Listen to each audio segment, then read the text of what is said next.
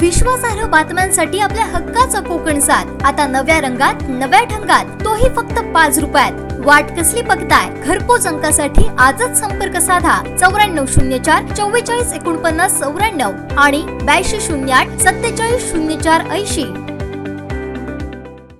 कुणकेश्वरमध्ये रविवारी 17 दिवसांच्या गणपतीचं विसर्जन करण्यात आलं। यावेळी भव्य मिरवणूकही काढण्यात आली।